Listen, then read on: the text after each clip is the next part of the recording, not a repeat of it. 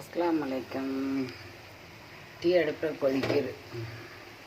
சாயங்காலம் டீ நாங்கள் சொல்லிட்டோம். போண்டா பொரிக்கிறவே சரியான பசி. அதிகமாக நான் பொரிச்சு வச்சு திங்க மாட்டேன். நேரத்தில் ஏதாவது திங்கணும் போல ஆசை வந்தால் திண்டுக்கிறது.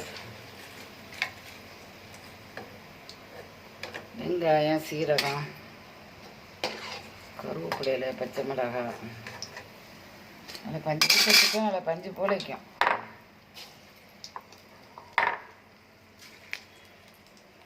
ஒரு 10 போண்டா வர்றாக்கில் மாவு குழைச்சேன். 10 இல்லை, ஒரு 5 8 தான் வந்துக்கிறேன்.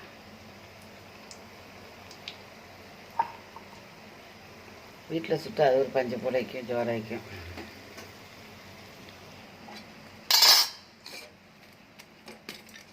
பாருங்க எப்படி இருக்கிறேன்.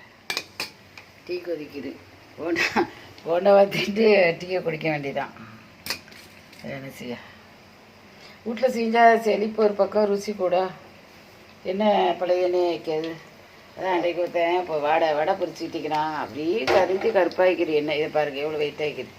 அப்போ நான் கேட்டேன், இது என்ன பொரிச்ச எண்ணெயிலையாப்பா பொரிக்கிறா வடைன்ட்டு. பொரிச்ச எண்ணெயில் பொரிக்கிறானா, ஒரு ஐயா முறுக்கணும். அப்பப்போ அதெல்லாம் தான் வயிற்றுக்கு பிரச்சனையாகிக்குது. கொஞ்சமாக பெரிய வேலையை வச்சு பெரிய வேலையாக ஒரு பெரிய பல்லாரி காற்று போல் வெட்டினேன். ஒரு பச்சை மிளகாய், ஒரு கருவேப்பிலையில் ஒரு சீரகம் போட்டு கொஞ்சம் லேசாக பட்டு போடாமல் கீரை பொடி, கல் உப்பாயிருந்தனால கரைச்சி ஊற்றுனேன். கருண்டிக்குமே கல் ஊற்றா இப்போ ஃபுல்லாக புழங்குறேன். அதனால் கரைச்சி ஊற்றுனேன். இதுக்கு அந்த எண்ணெயே தண்ணி புழைக்கிறேன். புழங்கினா புழங்க கூட அடுத்த தடவை காய்கறி கூட அப்படி ஆக்கலாம். அந்த மாதிரி அளவுக்கு தண்ணியாக ஆகிக்குது. அது கருமுண்டம். சரி, நம்ம வீட்டில் செய்கிறனால செலவாலையும் குறவு, சுகாதாரத்தாலையும் கூட வரக்கத்துவன்னா நம்ம கையால் செஞ்சோம். அந்த நாள் அப்படி வெளியில் வாங்கவே மாட்டேலம்மா. பார்த்துட்டு லைக் பண்ணுங்கள். 5 3 8